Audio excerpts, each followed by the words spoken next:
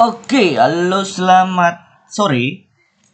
Sekarang kita akan membicarakan tentang psikologis. Aduh, kok mati-mati ini nih koneksi ya. Oke, kita akan membicarakan tentang psikologis kedepannya. Ada beberapa materi tentang psikologis yang mungkin bagus untuk kita pahami di dunia forex. Tapi sebelumnya jangan lupa di-subscribe, di-like, dan di-share ke teman-teman yang lain agar kita sama-sama belajar bagaimana mengendalikan sebuah pasar forex. Oke. Di-like ya, di-subscribe ya. Tapi ini pemandangan chart kemarin yang kita buat sistem baru ya. Oke, nggak apa-apa. Oh, aku lupa ya. Mau grupnya, jangan lupa gabung di grupnya. Aku copy dulu grupnya deh. Jadi aku buat label di sini. Oke. Ramai banget nih itunya. Apa sistem kita kemarin ya yang kita buat di video sebelumnya, dan ini sistem acak yang kita buat. Sebenarnya gini aja udah cukup sih. Gini aja udah cukup. Oh, ada di bawah atau kataku kok hilang, ternyata ada di bawah. Oke, nggak apa-apa. Aku taruh atas ini aja, di bawahnya pair ya. Oke, kita akan membicarakan tentang psikologis. Nah, psikologis ini membicarakan tentang kapan waktu tidak mengambil posisi di perdagangan forex. Pastinya kita tidak harus selalu di depan laptop atau buka HP ya, atau baru buka laptop tiba-tiba langsung open posisi aja. Enggak seperti itu. Oke, enggak seperti itu. Tidak harus. Ini apa ini lagi? Oke, ini banyak banget aku ya horizontalannya.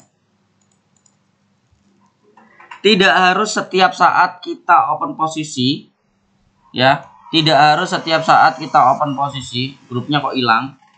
Tidak harus setiap saat kita open posisi di market forex saat kita baru buka chart. Itu kesalahan banyak trader. Kenapa baru aja buka chart udah langsung kepengen OP aja. Nah, ini ada beberapa poin ya, ada beberapa poin di mana kita lebih baik tutup chart dan jangan melihat chart. Ya, ada beberapa poin. Karena sebuah penelitian mengatakan bahwa kebanyakan orang tampaknya lebih suka melakukan sesuatu daripada tidak sama sekali. Bahkan jika itu sesuatu yang negatif. Jadi kita sebagai manusia kalau nggak tidur juga melakukan sesuatu ya. Itu sebuah aktivitas kita ya untuk tidur. Tapi kalau terbangun kita itu kepengennya ngemil ngapain ya. Karena manusia itu sisi manusia itu selalu merasakan bosan ketika tidak melakukan apa-apa. Ya. Sisi manusia akan selalu merasa bosan ketika tidak melakukan apa-apa. Nah, karena kebosanan ini aku udah ngerangkum 4 poin di mana lebih baik kita tutup chart. Poin yang pertama, kita merasa bosan dan gelisah. Lebih baik kita tutup chart. Alasannya apa? Ketika kita merasa bosan, ketika kita merasa nggak enak, gelisah lah, intinya gelisah, ada masalah, atau kita itu tidak ada pekerjaan, atau kita itu tidak melakukan apa-apa, dan kita tidak semangat, dan bla bla bla bla segala macam, gelisah intinya. Itu lebih baik tutup chartmu daripada nantinya akan terjadi sesuatu. Karena saat kalian gelisah, saat kalian bosan, aku pernah mengalami bosan ketika ngelihat chart, terus bosan banget, udah bertahun-tahun aku lihat ini terus. Itu lebih baik kamu tutup chart. Apalagi kalau ada masalah sama pasangan, masalah sama keluarga, masalah sama atasan atau pekerjaan, itu mending tutup chart deh. Karena bakal mempengaruhi cara kalian analisa. Ya, itu poin pertama. Poin kedua, sistem trading kamu tidak cocok dengan pasar. Maksudnya adalah, contoh, ketika setting strategi tradingku atau sistem tradingku adalah trending, untuk masalah trending doang. Ketika market kelihatannya itu sideways, ya udah. Contoh sideways. Oh, kalau di kemarin sistem kita kan kalau di dalam ini, di dalam cloud, kita nggak boleh open posisi karena tidak tahu dia naik atau turun karena dia masih di dalamnya kan. Nah, itu mending ya udah, oh belum saatnya kita open posisi, ya. Lebih baik kita tidak open posisi daripada memaksakan open posisi. Ya, itu poin yang kedua.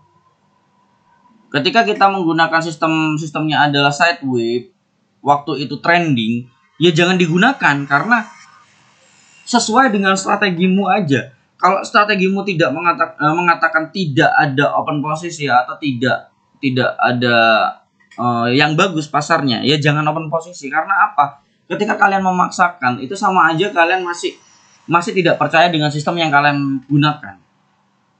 Ya, ketika kalian seperti itu ya sama aja sama kayak kita berjudi, sama aja kayak kita ya udahlah aku nggak open posisi atau aku nggak produksi, aku nggak dapat apa-apa hari ini, ya udahlah aku coba ini aja. Nggak boleh kayak gitu.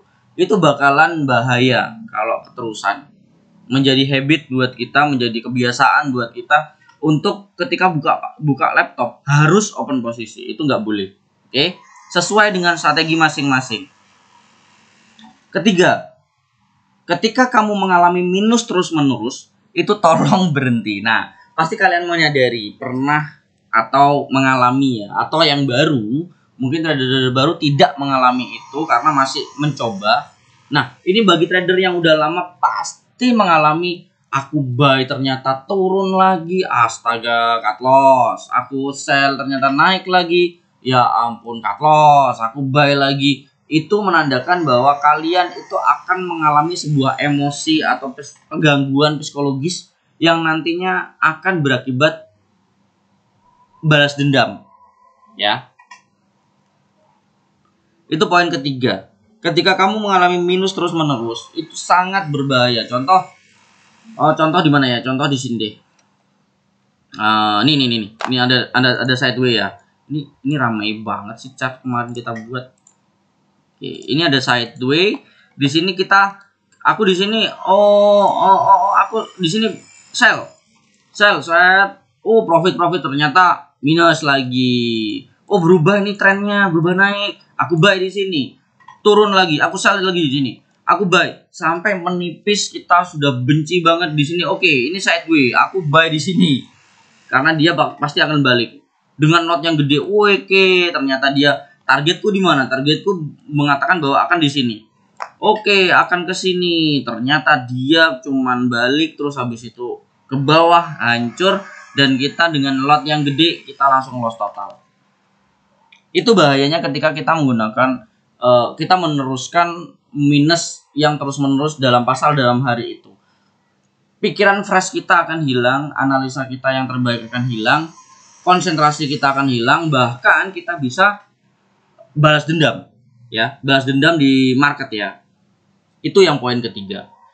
Poin terakhir atau poin keempat, itu tidak ada kepastian di dalam forex atau pergerakan pasarnya. Example, apa yang dimaksudkan tidak ada kepastian?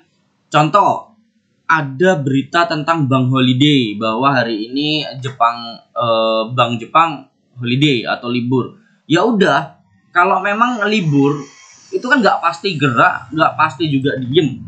Kita nggak tahu ke depannya bakal gimana, bakal diem atau bakal gerak nanti JPY yang berhubungan dengan JPY. Mending diem aja, mending nggak usah trading di situ, ya.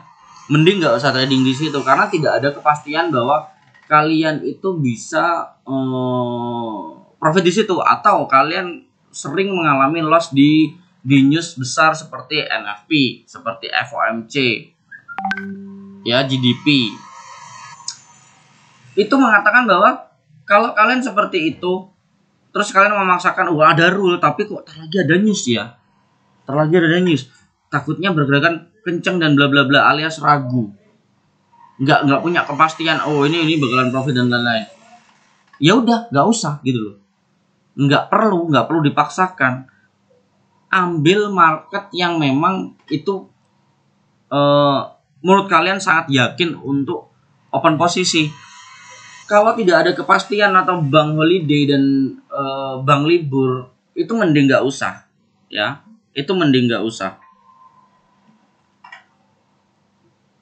Atau ketika Jumat di jam terakhir, jam 3 pagi, kalian nggak tahu gapnya akan kemana, kalian coba open posisi aja berharap gapnya akan sesuai dengan arahmu open posisi dan berharap bahwa gapnya itu kencang banget. Nggak usah trading, karena memaksakan dirimu untuk melakukan sebuah kesalahan nantinya yang mengakibatkan kalian akan kecewa dengan diri sendiri. Tahu gitu sampai akhir tahu gitu. Oke? Gitu. Jadi itu aja yang bisa aku sampaikan tentang lebih baik tidak mengambil posisi atau lebih baik menutup chart saat poin-poin tersebut ada. Oke? Itu sisi psikologis yang pertama yang akan kita pelajari, dan masih banyak sisi psikologis yang lain, materi psikologis yang lain. Jangan lupa di-subscribe, di-like, dan di-share ya, biar nanti notifikasinya muncul ketika aku membuat sebuah materi tentang psikologis baru. Sekarang kita tidak ke chart dulu, karena kayaknya bosen banget lah aku bahas tentang technical, walaupun aku pengennya bahas fundamental, tapi masalahnya fundamental itu sangat banyak dan menguras tenagaku banget untuk fundamental. Gitu aja ya untuk videonya. Terima kasih banyak. Happy trading. Jangan lupa tetap fokus sama strategi sistem kalian. Kalau tidak ada kepastian atau ragu atau bosen atau selalu minus, mending tutup chart. Oke? Happy trading. Bye bye.